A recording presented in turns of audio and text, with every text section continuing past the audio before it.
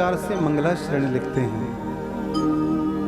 ग्रंथादो ग्रंथ मध्ये ग्रंथांते मंगलशरणम भवति। ग्रंथ के प्रारंभ में और ग्रंथ के मध्य में और ग्रंथ के अंत में। तो बंधुओं, यहाँ पर वेद व्यास जी ने सुंदर मंगलाचरण लिखा है। और आप लोग ध्यान देंगे, भागवत जी का जो प्रथम स्कंद है और ये जो प्रथम श्लोक है, ये भागवत जी का सबसे क्लिष्ट श्लोक है। प्रेम से बोलो जय श्री कृष्ण। कई लोग इस श्लोक को ऐसे हवा में उड़ा लेते हैं। प्रेम से बोलो जय श्री कृष्ण। तो ये भागवत जी का बड़ा क्लिष्ट श्लोक है। आप सभी लोग इसका जो भाव है वो श्रवण करेंगे एकाग्र होकर। कि जन्माद्यस्य यतोऽन्वयादितरतः चार्थेषु वीक्यस्वराट् तेने ब्रह्म हृदय आदिकवये मुह्यन्ति यत्सूरयः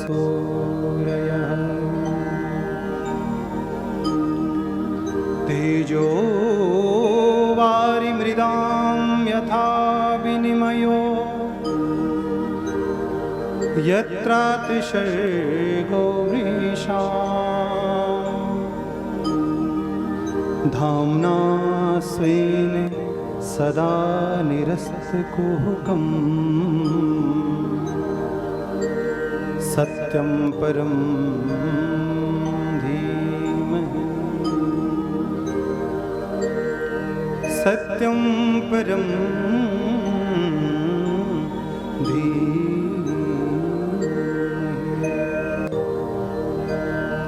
कि जन्माधिश्य यतोऽन्वयादितरतश्चार्थेषु विज्ञस्वराट् तेने ब्रह्म हृदय आदि कवये मुह्यन्ति यत्सूरयः तेजो वारिमृदां यथा विनिमयो यत्र त्रिसर्गो मृषां धाम्ना स्वेन सदा निरस्तकुहकम् सत्यम परम धीमहि। बंधुओं, भगवान वेदव्यास जी जब इस पुराण का लेखन कर रहे थे तो स्वर्ग लोक के जितने भी देवता हैं, बड़े बड़े देवता आकाश मंडल में विराजमान हो गए और ये देखने लगे कि इतना बड़ा दिव्य ग्रंथ लिखा जा रहा है और हम जानना चाहते हैं, हम देखना चाहते हैं कि भगवान वेदव्यास जी इस ग्रंथ को किसके नाम करते हैं। भाई शिव पुराण है तो किसका ग्रंथ है? शंकर का। देवी पुराण है तो किसका ग्रंथ है? देवी का। तो जैसे ही भगवान वेदव्यास जी इस ग्रंथ को लिख रहे थे तो समस्त देवी देवता आकाश मंडल में और वेदव्यास जी को निहारने लगे और देखने लगे कि भगवान वेदव्यास जी भागवत जी का निर्माण कर रहे हैं और हम जानने का प्रयास करना चाहते हैं कि वेदव्यास जी इस ग्रंथ में किसकी वंदना करते हैं। तो जब देवताओं ने सुना कि पूरे श्लोक में जब मंगलाचरण किया गया तो कहीं भी किसी भी देवता का नाम नहीं आया। कि जन्माधिस्य यतोऽन्वयादितरतः, जो परमात्मा अजन्मा है, जिसका कभी जन्म नहीं होता। बंधुओं, भगवान इस धराधाम में भक्तों के क्लेशों को हरने के लिए, दुखों को हरने के लिए अनेक रूप में इस धराधाम में आए हैं, पर भगवान का जन्म कहीं पर नहीं हुआ। भगवान राम रूप बनकर आए तो वहां पर मानस में तुलसीदास जी क्या लिखते हैं? भय प्रगट कृपाला दीन दयाल। क्या लिखा? प्रगट। भगवान जब इस धराधाम पर आते हैं तो जन्म नहीं लेते हैं, क्या होते हैं? प्रगट होते हैं। तो कहा जो परमात्मा अजन्मा है, जिसका कभी जन्म नहीं होता। जन्माधिस्य यतोऽन्वयादितरतः।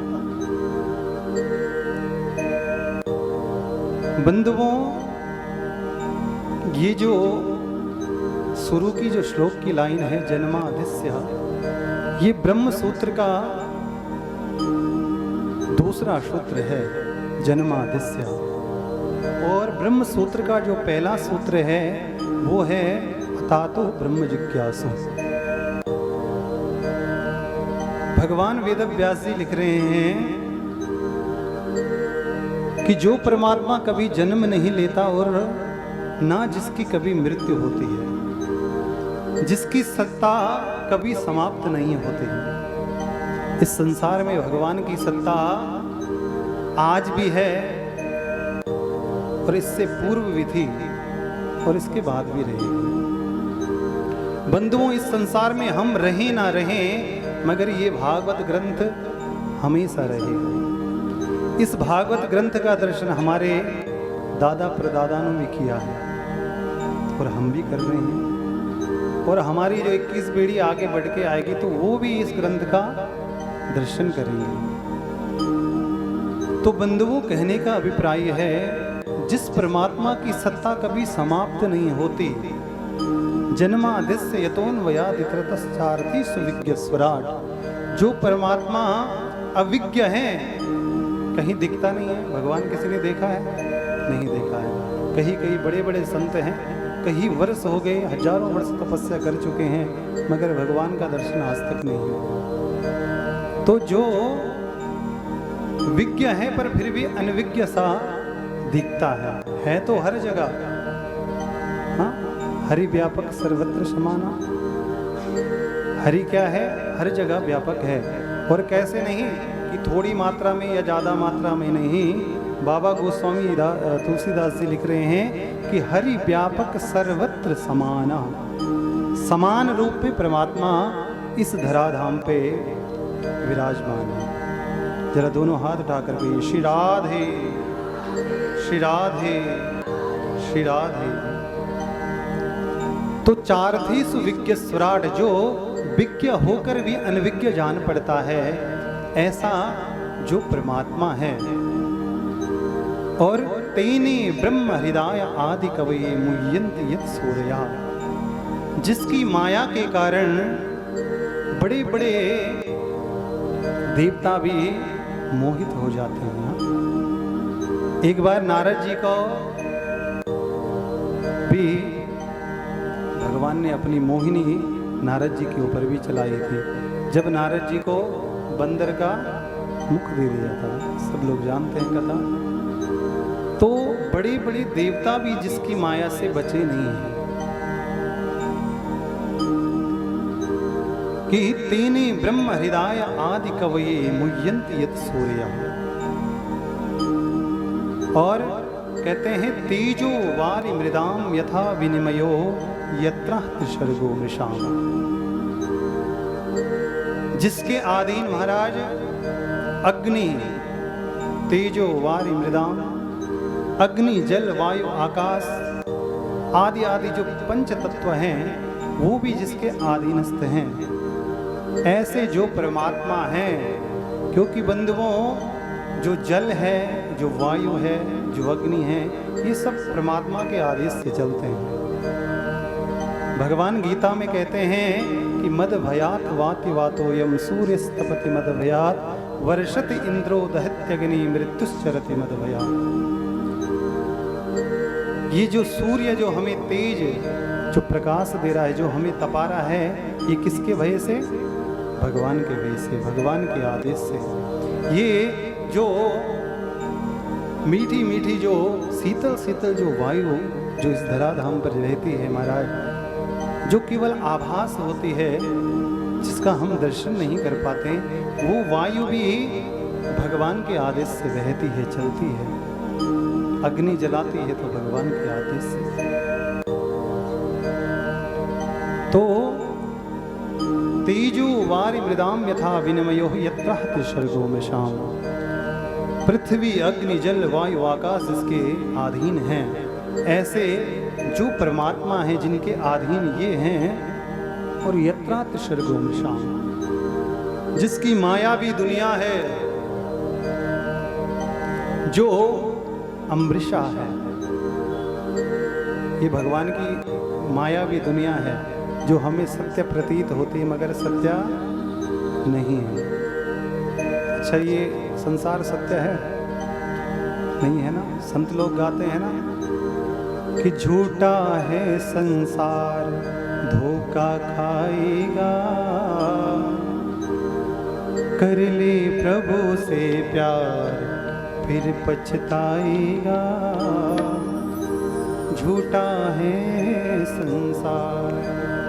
संत लोग अनेक अनेक उपदेशों से, अपने वचनों से हमें आगाह करते हैं कि हे संसार के मनुष्यों, ये संसार झूठा है। ब्रह्म सत्य जगन मिथ्या, केवल ब्रह्म ही सत्य है और जितना भी ये संसार, ये जगत है, ये सब झूठा है। तो जिसकी मायावी दुनिया है, जो अमृता है, जो सत्य सी लगती है मगर सत्य नहीं है। और महाराज, धामना स्वयं सदा निरस्त को हुक्म सत्यम परम धीमहि। वेदव्यास जी लिखते हैं, जो अजन्मा है, जिसका कभी जन्म नहीं होता, जिसकी कभी मृत्यु नहीं होती, हाँ, और जो अनविज्ञ, विज्ञ होते हुए भी जो अनविज्ञ सा लगता है, जिसकी मायावी दुनिया है, ऐसे जो भी परमात्मा हो, किसी देवता का नाम नहीं लिया, कहा ऐसा जो भी परमात्मा हो, सत्यम परम धीमहि, सत्य स्वरूप में जो भी परमात्मा हो, ऐसे परमात्मा को मैं वंदन करता हूँ, मैं नमन करता हूँ। भोले भक्त वत्सल भगवान की। अब सारे देवता आकाश मार्ग से देख रहे थे, श्रवण करा, कहीं पर भी किसी देवता का नाम नहीं आया, तो सब महाराज उदास होके चले गए। अब सब आपस में शंका करने लगे। चलते चलते मार्ग में बात हो रही कि ये समझ नहीं आया कि वेद व्यास जी ने किसकी वंदना भागवत जी में की। तो एक कहने लगा, भाई मैं भी तो सत्य हूँ, मैं तो जीवन पर्यंत सत्य बोलता हूँ, मुझे तो लगता है कि वेद व्यास जी ने मेरी ही वंदना की है। तो प्रत्येक देवी देवताओं को लग रहा है कि ये मेरी वंदना है।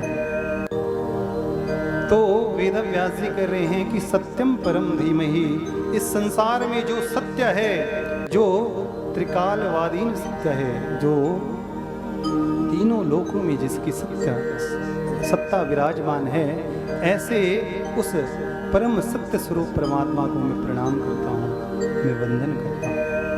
ये भागवत जी का प्रथम स्कंद का पहला श्लोक है और पहला मंगल शरण है।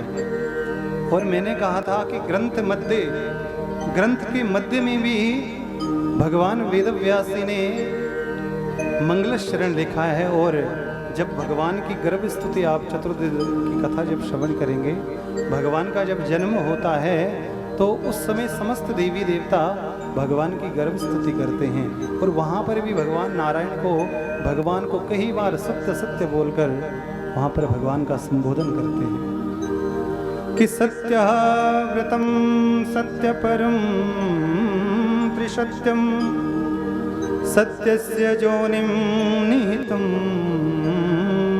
च सत्ये सत्यस्य सत्या मृत सत्यनेत्रम सत्यात्मकां त्वं शरणं प्रपन्ना सत्यात्मकं त्वां शरणं प्रपन्ना।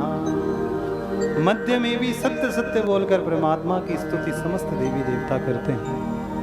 और भागवत जी का जो अंतिम श्लोक है महाराज, वहां पर भी वेद व्यास जी ने सत्य बोलकर भगवान की सुंदर स्तुति गाई है। वहां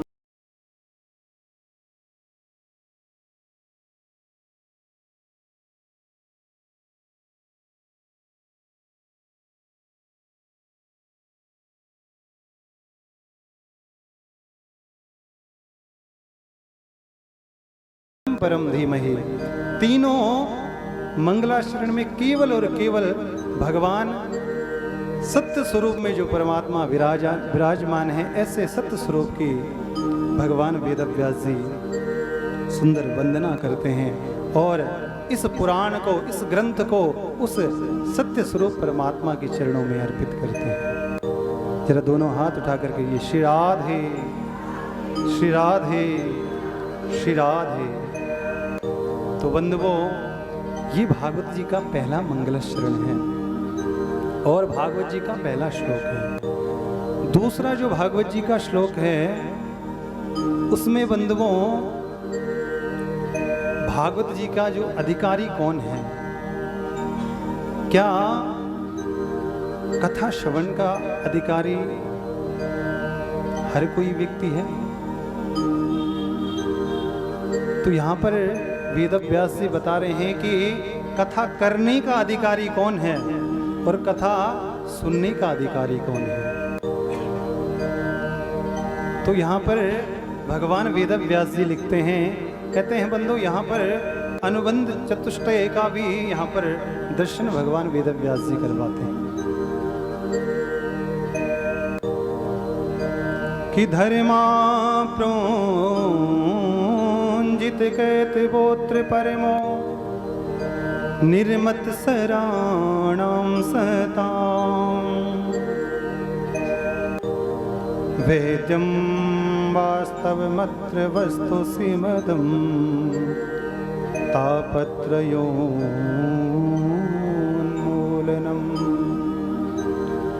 श्रीमद्भागवते महामुनिकृते किं वा परीरीश्वरा सद्यो हृद्यवरुध्यते त्रिकृतिभिः शुश्रूषुभिस्तक्षणा।